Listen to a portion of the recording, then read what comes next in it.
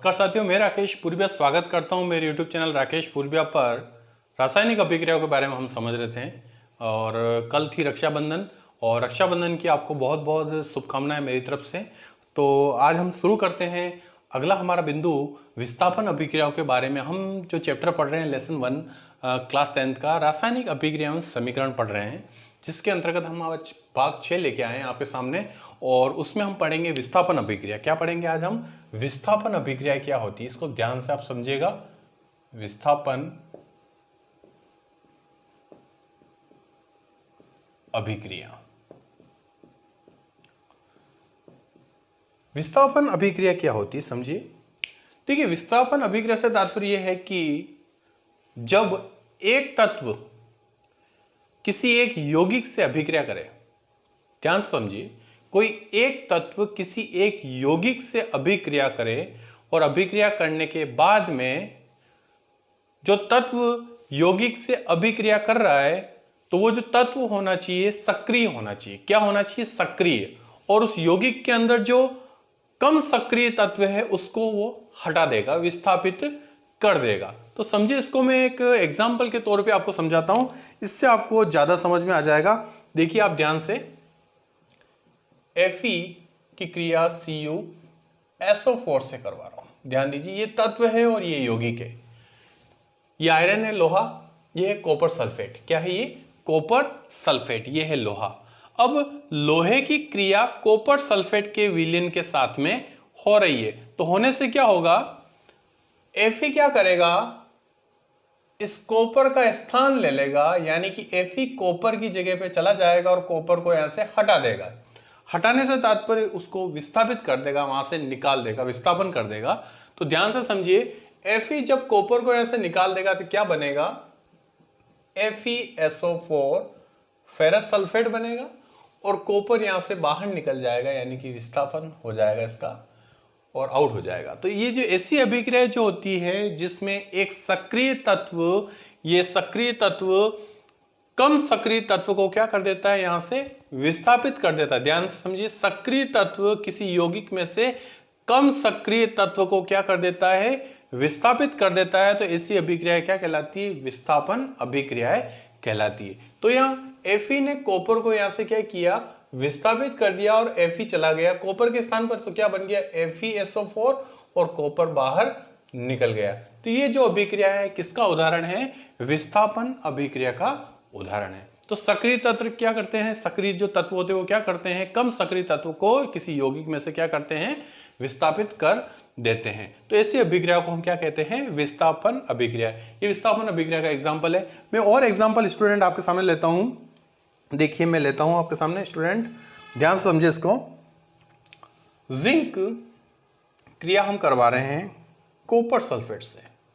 तो इसमें भी आप देखिए स्टूडेंट, ध्यान से समझिए, जिंक क्या करेगा? कॉपर को यहां से विस्थापित कर देगा, क्योंकि जिंक ज्यादा क्रियाशील है, तो बन जाएगा जिंक सल्फेट। क्या बन जाएगा? जिंक सल्फेट बन जाएगा और कॉपर यहां से क्या हो जाएगा? विस्थापित हो जाएगा, यानी कि कॉपर बाहर निकल जाएगा। इस तरह ये जो एग्जाम्पल है ये भी किसका एग्जाम्पल है? हमारा विस्थापन अभिक्रिया का एग्जाम्पल। ये जिंक सल्फेट है, ये कॉपर आउट हो गया। तो इस तरह जिंक यहाँ सक्रिय हो गया, मतलब ज्यादा क्रियाशील हो गया, और कॉपर क्या हो गया? कम क्रियाशील। ज्यादा क्रियाशील कम क्रियाशील को क्या करेगा? हटा देगा। नेक्स्ट उदाहरण और लेते हैं हम, इसको भी आप ध्यान समझिए स्टूडेंट। लेड ले रहा हूं Pb, इसकी क्रिया मैं कॉपर क्लोराइड से करवा रहा हूं। किससे करवा रहा हूं? कॉपर क्लोराइड से। इसमें देखिए क्या होने वाला है, Pb कॉपर से यहां हटा देगा, कॉपर को यहां से हटा देगा, तो क्या बन जाएगा? PbCl2 लेड क्लोराइड बन जाएगा और कॉपर क्या हो जाएगा? बाहर हो जाएगा। ध्यान समझिए, लेड कॉपर क्लोराइड से क्रिया करेगा तो लेड क्या करेगा? कॉपर को यहां से विस्थापित कर देगा और Pb कहां चला जाएगा? Cu की जगह पे, तो क्या बन जाएगा? लेड क्लोराइड और साथ में कॉपर क्या हो जाएगा? बाहर हो जाएगा। तो ये जो तीनों जो एग्जाम्पल मैंने बताए हैं आपको विस्थापन अभिक्रिया के एग्जाम्पल बताए हैं साथियों। आगे हम चलते हैं, कुछ और एग्जाम्पल समझते हैं। तो ये आपको विस्थापन अभिक्रिया समझ में आ गई होगी। अब मैं इसको यहां से हटा देता हूं और नेक्स्ट बिंदु हम लेते हैं द्विविस्थापन अभिक्रियाएं। देखिए स्टूडेंट ध्यान से, इसको मैं हटा देता हूं यहां से। ये था विस्थापन अभिक्रियाओं के बारे में। अब साथियों मैं बता रहा हूं आपको द्विविस्थापन अभिक्रिया। कौन सी अभिक्रिया? द्विविस्थापन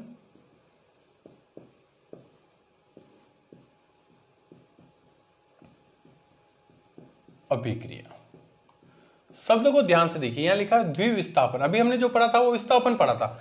द्विविस्थापन का मतलब है 2 बार विस्थापन होगा, एक बार विस्थापन नहीं होकर कितनी बार विस्थापन होगा? यहां पर 2 बार विस्थापन होगा। कैसे? इसको एग्जाम्पल के तौर पे मैं आपको समझाता हूं। देखिए आप स्टूडेंट, मैं लिखता हूं Na2SO4 प्लस BaCl2। देखिए ध्यान से, इसको क्या बनने वाला है, ध्यान से। यह है सोडियम सल्फेट और यह है बेरियम क्लोराइड। क्या है? यह है सोडियम सल्फेट और यह है बेरियम क्लोराइड। यह भी एक यौगिक है और यह भी क्या है? यौगिक है। यहां पर क्या होने वाला है, ध्यान से समझिए आप। Na2SO4 और यह है BaCl2। तो देखिए आयनों का आदान प्रदान होगा। यहां पर क्या होगा?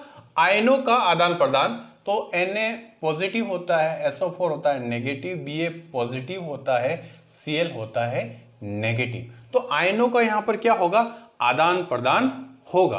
अब देखिए कैसे क्या होने वाला है, ध्यान से देखिए। इसमें जो Ba है वो SO4 से क्रिया करेगा तो क्या बनेगा? BaSO4। क्या बनेगा? BaSO4।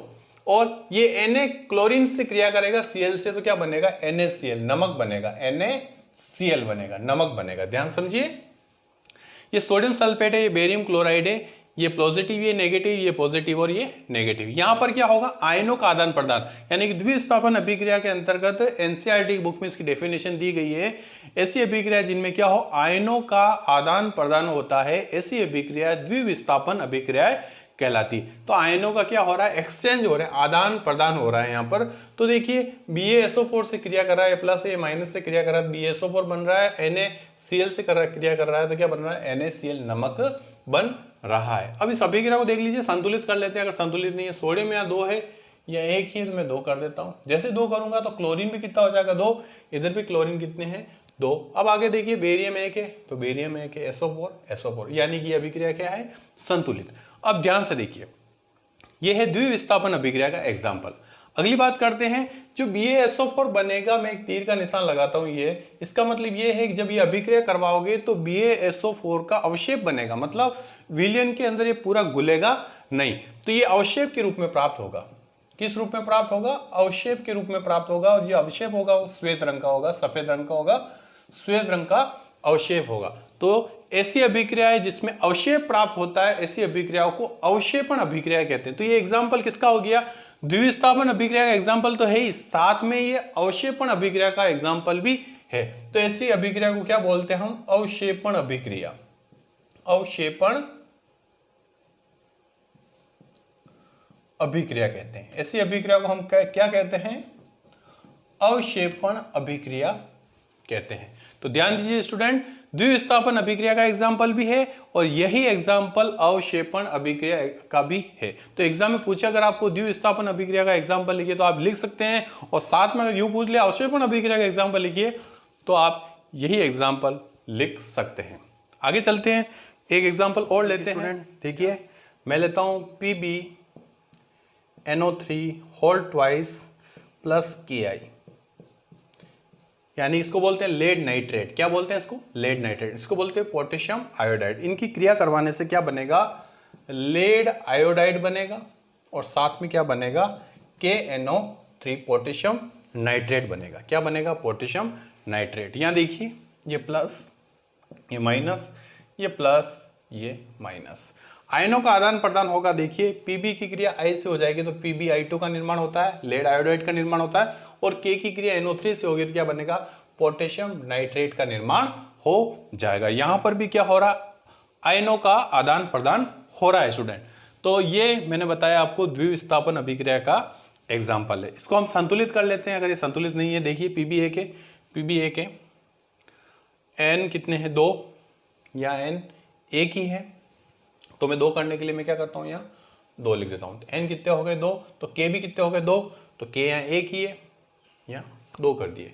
K 2 हुए तो I भी कितना हो गया? 2। I ऑलरेडी कितने हैं? 2। अब आगे देखिए आप ध्यान से, ऑक्सीजन कितने? 3 दूनी 6। देखिए 3 दूनी 6, नाइट्रोजन 2, और नाइट्रोजन 2। इस तरह ये अभिक्रिया क्या हो गई स्टूडेंट, हमारी संतुलित हो गई। इस तरह मैंने आज आपको द्विविस्थापन अभिक्रिया के बारे में समझाया और विस्थापन अभिक्रियाओं के बारे में समझाया। मेरे ख्याल से स्टूडेंट आज आपको ये टॉपिक अच्छे से समझ में आ गया होगा। 2-3 बार इस वीडियो को जरूर देख लें, स्किप ना करें, पूरा वीडियो देखें। देखिए स्टूडेंट, पूरा वीडियो जरूर देखना जरूरी है, क्योंकि पूरा वीडियो देखेंगे तभी जाके आपको सारे टॉपिक की अभिक्रियाएं आसानी से समझ में आ जाएगी। अगर आप स्किप कर देंगे तो वीडियो आपको समझ में नहीं आएगा। तो इसलिए ध्यान दीजिए कि पूरा वीडियो जरूर देखें। और जो भी स्टूडेंट इस चैनल पर नए आए, आज इस चैनल को राकेश पूर्वे चैनल को सब्सक्राइब कर दीजिए, बेल आइकन को दबा दीजिए, ताकि नए से नए वीडियो का नोटिफिकेशन आपको मिलता रहे। तो धन्यवाद, जय हिंद, जय भारत।